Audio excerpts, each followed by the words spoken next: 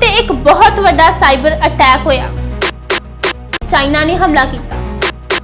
Indira Gandhi airport ਉਹਦੇ ਤੇ GPS ਸਪੂਫਿੰਗ ਹੋਈ। ਇਹ ਅਟੈਕ ਕਿੰਨੇ ਕੀਤਾ? ਸਾਰਾ 에ਅਰਪੋਰਟ ਬੰਦ ਕਰ ਦਿੱਤਾ। ਸਾਨੂੰ ਆਪਣੇ ਬੱਚਿਆਂ ਨੂੰ ਸਾਈਬਰ ਸਿਕਿਉਰਿਟੀ ਵਿੱਚ ਆਰਟੀਫੀਸ਼ੀਅਲ ਇੰਟੈਲੀਜੈਂਸ, ਡਾਟਾ ਮਾਈਨਿੰਗ ਇਹਨਾਂ ਫੀਲਡਸ ਦੇ ਵਿੱਚ ਉਹਨਾਂ ਨੂੰ ਪਰਫੈਕਟ ਕਰਨਾ। GPS ਸਪੂਫਿੰਗ ਹੁੰਦੀ ਕੀ ਹੈ? ਇਹ ਅਟੈਕ ਬਹੁਤ ਵੱਡਾ ਸੀ, ਇਹ ਖਤਰਾ ਬਹੁਤ ਵੱਡਾ ਸੀ। ਪਾਕਿਸਤਾਨ ਇਹਨੇ ਜੋਗਾ ਨਹੀਂ ਆ ਕਿ ਉਹ ਭਾਰਤ ਤੇ GPS ਸਪੂਫਿੰਗ ਹਮਲਾ ਕਰ ਸਕੇ। ਹੁਣ ਇੰਡੀਆ ਵੱਲ ਵੇਖੋ, ਇੰਡੀਆ ਦਾ ਅੱਜ ਦੇ ਸਮੇਂ ਵਿੱਚ ਵੀ ਕੋਈ ਵੀ ਆਪਣਾ ਗਲੋਬਲ ਨੈਵੀਗੇਸ਼ਨ ਸਿਸਟਮ ਨਹੀਂ ਹੈਗਾ। ਇਸ ਹਮਲੇ ਦਾ ਕਾਰਨ ਕੌਣ ਆ? ਕਿਹਦੇ ਵੱਲੋਂ ਇਹ ਹਮਲਾ ਕੀਤਾ ਗਿਆ ਤੇ ਕਿਉਂ ਕੀਤਾ ਗਿਆ, ਤੇ ਇਸ ਹਮਲੇ ਤੋਂ ਕਿਸ ਤਰ੍ਹਾਂ ਬਚਿਆ ਜਾ ਸਕਦਾ?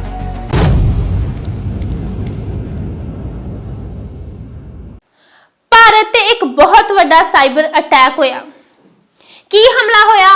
ਆਓ ਸਕਰੀਨ ਤੇ ਵੇਖੀਏ।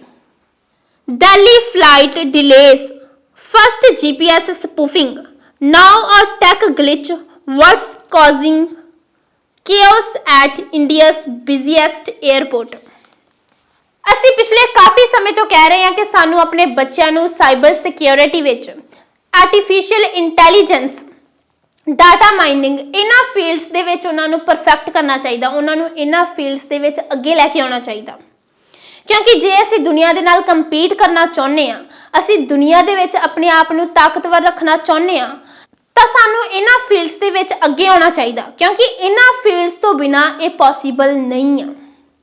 ਪਿਛਲੇ 4-5 ਦਿਨ ਤੋਂ ਭਾਰਤ ਤੇ ਇੱਕ ਬਹੁਤ ਵੱਡਾ ਸਾਈਬਰ ਅਟੈਕ ਹੋਇਆ।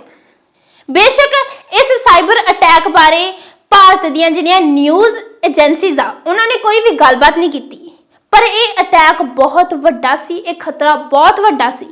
ਇਸ ਅਟੈਕ ਤੇ ਉਹਨਾਂ ਨੂੰ ਗੱਲਬਾਤ ਕਰਨੀ ਚਾਹੀਦੀ ਸੀ, ਡਿਬੇਟਸ ਹੋਣੀਆਂ ਚਾਹੀਦੀਆਂ ਸੀ, ਤੇ ਸਰਕਾਰ ਨੂੰ ਇਹ ਸਾਫ਼ ਕਰਨਾ ਚਾਹੀਦਾ ਸੀ ਕਿ ਇਹ ਅਟੈਕ ਕਿੰਨੇ ਕੀਤਾ। ਹੋਇਆ ਕੀ ਆ ਕਿ ਇੰਡੀਆ ਦਾ ਜਿਹੜਾ ਦਿੱਲੀ ਦੇ ਵਿੱਚ ਸਭ ਤੋਂ ਬਿਜ਼ੀ 에ਅਰਪੋਰਟ ਆ, ਇੰਦਰਾ ਗਾਂਧੀ 에ਅਰਪੋਰਟ, ਉਹਦੇ ਤੇ GPS ਸਪੂਫਿੰਗ ਹੋਈ, ਯਾਨੀ ਕਿ GPS ਸਪੂਫਿੰਗ ਹਮਲਾ ਹੋਇਆ। ਹੁਣ ਸਮਝਣ ਦੀ ਲੋੜ ਆ ਕਿ GPS ਸਪੂਫਿੰਗ ਹੁੰਦੀ ਕੀ ਆ।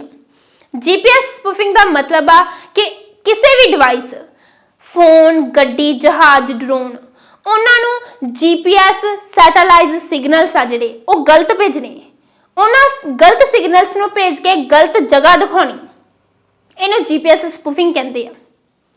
ਭਾਰਤ ਤੇ ਜਦੋਂ ਇਹ GPS ਸਪੂਫਿੰਗ ਅਟੈਕ ਕੀਤਾ ਗਿਆ, ਜਦੋਂ GPS ਸਪੂਫਿੰਗ ਦੇ ਰਾਹੀਂ ਗਲਤ ਸਿਗਨਲ ਭੇਜੇ ਗਏ ਪਾਇਲਟਸ ਨੂੰ, ਤਾਂ ਉਹਨਾਂ ਨੂੰ ਪਰੇਸ਼ਾਨੀ ਹੋਣ ਲੱਗੀ। ਜਦੋਂ ਉਹਨਾਂ ਨੂੰ ਪਤਾ ਲੱਗਾ ਕਿ ਸਾਡੇ ਤੇ GPS ਸਪੂਫਿੰਗ ਹਮਲਾ ਹੋ ਰਿਹਾ ਵਾ, ਤਾਂ ਉਹਨਾਂ ਨੇ ਤੁਰੰਤ ਸਾਰਾ 에ਅਰਪੋਰਟ ਬੰਦ ਕਰ ਦਿੱਤਾ। 에ਅਰਪੋਰਟ ਬੰਦ ਕਰਨ ਤੋਂ 4-5 ਘੰਟੇ ਬਾਅਦ ਫਲਾਈਟਸ ਨੂੰ ਦੁਬਾਰਾ ਰਨ ਕੀਤਾ ਗਿਆ। ਯਾਨੀ ਕਿ ਇਹ ਇੱਕ ਭਾਰਤ ਤੇ ਬਹੁਤ ਵੱਡਾ ਹਮਲਾ ਸੀ, ਇੱਕ ਬਹੁਤ ਵੱਡਾ GPS ਸਪੂਫਿੰਗ ਹਮਲਾ ਸੀ, ਤੇ ਇਹਦਾ ਬਹੁਤ ਵੱਡਾ ਖਤਰਾ ਵੀ ਸੀ। ਹੁਣ ਸਵਾਲ ਇਹ ਉੱਠਦਾ ਵਾ ਕਿ ਇਹ ਹਮਲਾ ਕਿਹਦੇ ਵੱਲੋਂ ਹੋਇਆ, ਕਿਉਂ ਕੀਤਾ ਗਿਆ, ਤੇ ਇਹਦੇ ਤੋਂ ਬਚਣ ਦੇ ਕਾਰਨ ਕੀ ਆ? ਕਿਹਦੇ ਵੱਲੋਂ ਇਹ ਹਮਲਾ ਕੀਤਾ ਗਿਆ? ਇਹਦੇ ਬਾਰੇ ਤਾਂ ਆਪਾਂ ਕਹਿ ਸਕਦੇ ਹਾਂ ਕਿ ਭਾਰਤ ਦੇ ਜਿਹੜੇ ਗੁਆਂਢੀ ਦੁਸ਼ਮਣ ਆ, ਜਿਵੇਂ ਚੀਨ ਤੇ ਪਾਕਿਸਤਾਨ। ਹੁਣ ਪਾਕਿਸਤਾਨ ਇਹਨੇ ਜੋਗਾ ਨਹੀਂ ਆ ਕਿ ਉਹ ਭਾਰਤ ਤੇ GPS ਸਪੂਫਿੰਗ ਹਮਲਾ ਕਰ ਸਕੇ, ਪਰ ਚਾਈਨਾ ਇਹਨੇ ਜੋਗਾ ਹੈਗਾ ਵਾ, ਯਾਨੀ ਕਿ ਚਾਈਨਾ ਨੇ ਹਮਲਾ ਕੀਤਾ।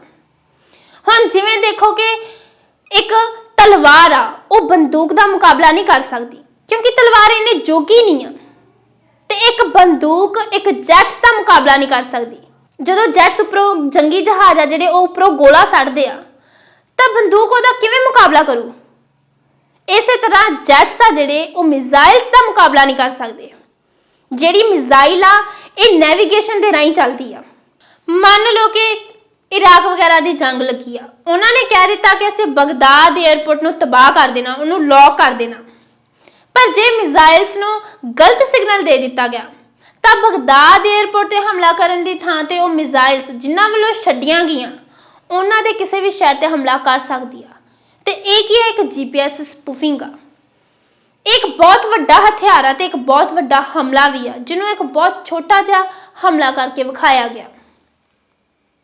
ਅੱਜ ਤੋਂ 30 ਸਾਲ ਪਹਿਲਾਂ ਚਾਈਨਾ ਦਾ ਇੱਕ ਸਮੁੰਦਰੀ ਜਹਾਜ਼ ਜਿਹਦਾ ਨਾਮ ਸੀ ਯਿਨਹੇ, ਉਹ ਸਮੁੰਦਰ ਦੇ ਵਿੱਚ ਆਪਣੇ ਡਾਇਰੈਕਸ਼ਨਸ ਨੂੰ ਭੁੱਲ ਗਿਆ।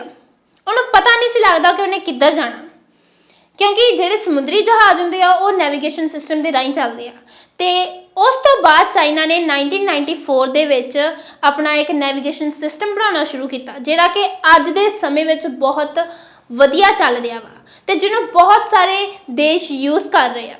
ਤੇ ਹੁਣ ਇੰਡੀਆ ਵੱਲ ਵੇਖੋ, ਇੰਡੀਆ ਦਾ ਅੱਜ ਦੇ ਸਮੇਂ ਵਿੱਚ ਵੀ ਕੋਈ ਵੀ ਆਪਣਾ ਗਲੋਬਲ ਨੈਵੀਗੇਸ਼ਨ ਸਿਸਟਮ ਨਹੀਂ ਹੈਗਾ, ਜਿਹਦੀ ਬਹੁਤ ਵੱਡੀ ਲੋੜ ਆ ਕਿਉਂਕਿ ਆਉਣ ਵਾਲੇ ਸਮੇਂ ਵਿੱਚ ਇਹਨਾਂ ਹਮਲਿਆਂ ਤੋਂ ਬਚਣ ਲਈ ਸਾਨੂੰ ਨੈਵੀਗੇਸ਼ਨ ਸਿਸਟਮ ਚਾਹੀਦਾ ਵਾ, ਪਰ ਇੰਡੀਆ ਕੋਲ ਆਪਣਾ ਗਲੋਬਲ ਨੈਵੀਗੇਸ਼ਨ ਸਿਸਟਮ ਨਹੀਂ ਹੈਗਾ ਤੇ ਇਹ ਹਮਲੇ ਬਹੁਤ ਵੱਡੇ ਆ, ਇਹਨਾਂ ਦੇ ਸਿੱਟੇ ਵੀ ਬਹੁਤ ਭਿਆਨਕ ਨਿਕਲਦੇ ਨੇ ਤੇ ਸਾਨੂੰ ਇਹਨਾਂ ਹਮਲਿਆਂ ਤੋਂ ਬਚਣ ਲਈ ਸਾਡੀ ਸਰਕਾਰ ਨੂੰ, ਭਾਰਤ ਦੀ ਸਰਕਾਰ ਨੂੰ ਚਾਹੀਦਾ ਵਾ ਕਿ ਉਹ ਇੱਕ ਗਲੋਬਲ ਨੈਵੀਗੇਸ਼ਨ ਸਿਸਟਮ ਤਿਆਰ ਕਰੇ ਤੇ ਉਹਨਾਂ ਨੂੰ ਇਹ ਵੀ ਚਾਹੀਦਾ ਵਾ ਇਸ ਹਮਲੇ ਦਾ ਕਾਰਨ ਕੌਣ ਆ, ਕਿਹਦੇ ਵੱਲੋਂ ਇਹ ਹਮਲਾ ਕੀਤਾ ਗਿਆ ਤੇ ਕਿਉਂ ਕੀਤਾ ਗਿਆ ਤੇ ਇਸ ਹਮਲੇ ਤੋਂ ਕਿਸ ਤਰ੍ਹਾਂ ਬਚਿਆ ਜਾ ਸਕਦਾ। ਸੋ ਦੁਨੀਆ ਦੇ ਨਾਲ ਜੇ ਅਸੀਂ ਕੰਪੀਟ ਕਰਨਾ ਚਾਹੁੰਦੇ ਆ, ਅਸੀਂ ਇਸ ਮੁਕਾਬਲੇ ਦੇ ਵਿੱਚ ਰਹਿਣਾ ਚਾਹੁੰਦੇ ਆ, ਅਸੀਂ ਦੁਨੀਆ ਤੇ ਸਰਦਾਰੀ ਕਰਨਾ ਚਾਹੁੰਦੇ ਆ ਤਾਂ ਸਾਨੂੰ ਚਾਹੀਦਾ ਅਸੀਂ ਆਪਣੇ ਬੱਚਿਆਂ ਨੂੰ cyber security, data mining, artificial intelligence ਇਹਨਾਂ ਫੀਲਡਸ ਦੇ ਵਿੱਚ ਉਹਨਾਂ ਨੂੰ ਉਭਾਰੀਏ, ਉਹਨਾਂ ਨੂੰ ਅੱਗੇ ਲੈ ਕੇ ਆਈਏ, ਉਹਨਾਂ ਨੂੰ ਇਹਨਾਂ ਚੀਜ਼ਾਂ ਵਿੱਚ ਪਰਫੈਕਟ ਕਰੀਏ ਕਿਉਂਕਿ ਜੇ ਅਸੀਂ ਚਾਹੁੰਦੇ ਕਿ ਸਾਡੇ ਬੱਚੇ ਆਉਣ ਵਾਲੇ ਸਮੇਂ ਦੇ ਵਿੱਚ ਦੁਨੀਆ ਦੇ ਨਾਲ ਕੰਪੀਟ ਕਰਨ ਤਾਂ ਉਹਨਾਂ ਨੂੰ ਇਸ ਫੀਲਡਸ ਵਿੱਚ ਪਰਫੈਕਟ ਕਰੋ ਕਿਉਂਕਿ ਇਹਨਾਂ ਤੋਂ ਬਿਨਾਂ ਇਹ ਪੋਸੀਬਲ ਨਹੀਂ ਆ।